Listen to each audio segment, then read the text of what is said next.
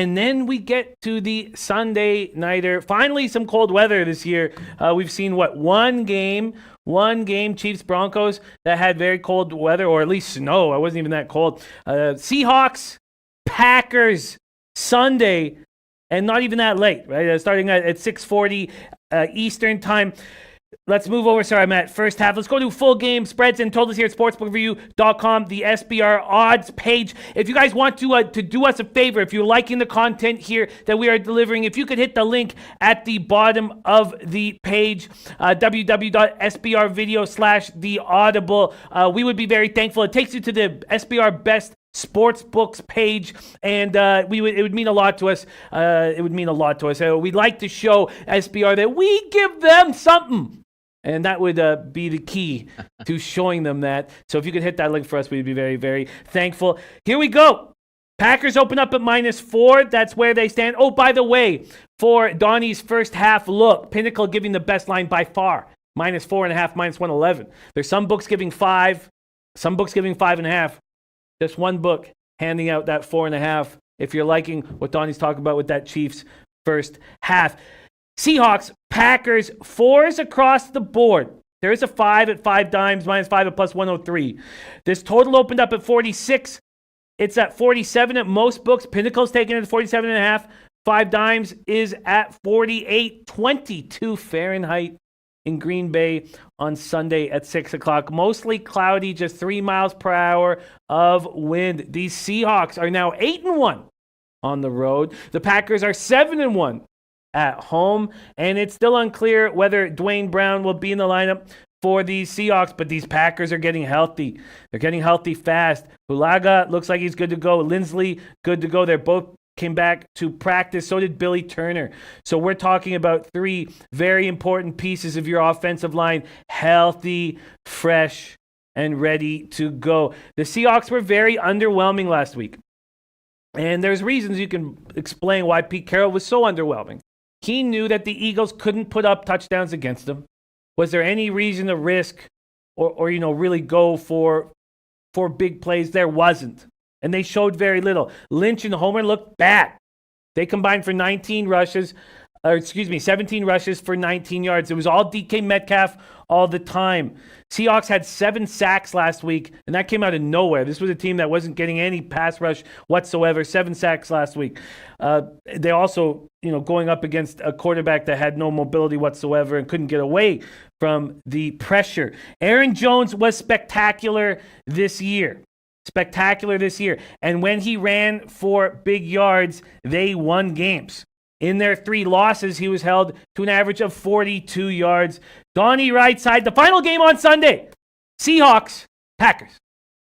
You're getting the best player, pound for pound in the NFL in Russell Wilson, and you're giving him some points. So right off the bat, you say, boy, where do I sign up? And then you try to take a look at the Green Bay Packers, and we're saying, this might be one of the worst 13-3 teams that we ever seen in the NFL. It's crazy. We're talking about the worst 13-3 of this team is, and we're trying to poke holes, which you can do. It's going to be cold weather, which benefits Green Bay probably a little bit here. And also you're talking about, again, a rested team versus a team that had to play the week before. But I got to tell you, each week, my love, I guess you could say, of Russell Wilson continues to increase. He has one really good wide receiver right now. That is a rookie. He has no tight end, an abysmal offensive line. Marshawn Lynch is a walking joke right now that should be in a wheelchair, averaging 1 yard per carry. But we get fired up because it's fun, because he has one run for 4 yards and he runs somebody over. They give you nothing out of that. So now you're taking a look at Green Bay with Aaron Rodgers, wide receivers getting healthy again. They have a good running back core. You have a decent offensive line. You should go out and win this football game. So again, I play into it. Last week I actually had a play on the Philadelphia Eagles in the first half, getting a half of a point, which went up in smoke when,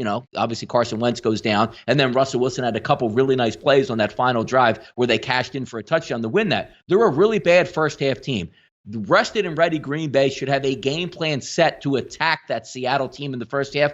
I like the Packers first half, but again, I say it every week. I want nothing to do with betting against second half Russell Wilson. First half only for me with the Green Bay Packers. First half only with you. Donnie Rightside's already liked the first half with the Chiefs. Now he's liking the first half with the Packers. Again, it's 3s across the board here if you want the Packers. first half. Jeff Billing says, I love the Seahawks first half and full game and the over. Clint Richardson says Seattle defense is kind of porous. Dexter Rojas says, who's covering Devontae Adams? The answer is nobody. Nico says, Packers have heard it for weeks. Worse this and that. They will be motivated and come out firing. Rob Elias says, Seattle about to get smoked. Whale Capper, Seahawks, Packers, you making a move? Yeah, it's a small play for me in this one. And I noted in your intro, you said the Seahawks were underwhelming last week. They've been underwhelming all season. Like, this team continually plays down to their opponents. They could have won some of these games handily, and yet they still kind of always make us sweat it out. Last week, I stumped for Seahawks on the money line at plus money. That came through. I also played Seahawks 14-1 to win the NFC, thinking that they had a decent path to get to the Super Bowl. And my idea was they beat the Eagles. And then that 14-1 is a free roll. So that's where I'm at on this game from a side standpoint. I'm just going to let it ride. I see value in Seattle +4 from a line value standpoint. I would have made this game Green Bay -2.5. So if you're going to get me on the other side of a key number, that's terrific. So if you have no exposure at this point in in this game, I'm fine taking Seattle +4. Or maybe if you're a live player, maybe you want to wait for, like Donnie said, I think his breakdown was good. Seattle tends to start slow. They're going up against a team coming off a bye that's going to have a great scripted first 15 plays. The likelihood that you see, Green Bay take a 7-0 sort of lead in this one, I think is pretty high. So you may be able to get Seattle at an even better number than 4. At some point in the first half of this game if you're trying to play live, or you may be able to come in on Seattle at halftime and corner the market there, because I think Seattle is still live in this game, even if they are down 3 scores. Even if it's 17-0 at halftime, am I disappointed? Yes. But have I lost hope? No. I still think that Russell Wilson is playing some absolutely magical football at the quarterback position, and that is what you need to win playoff games. And he has got the tools around him. The offensive line, this unit that they have, is just nobody's, and they've been getting dumped on, and they've had poor games this season. But the last couple weeks, they've gone up against absolutely vicious, violent defensive lines in the Niners and the Eagles, and they acquitted themselves, I thought, very, very, very well. And so if you can give Russell Wilson any kind of time, he's going to hit his targets down the field because he throws an absolutely beautiful, perfectly accurate deep ball. And I think you can hurt the Packers that way. DK Metcalf matched up against Kevin King is a disastrous matchup for the Packers. The Packers like to go, dime-heavy packages and give you pretty much whatever you want in the running game. So it won't surprise me at all if at the recap of this one, if Seattle wins, if the kind of the leading headline story is Marshawn Lynch back from the dead here.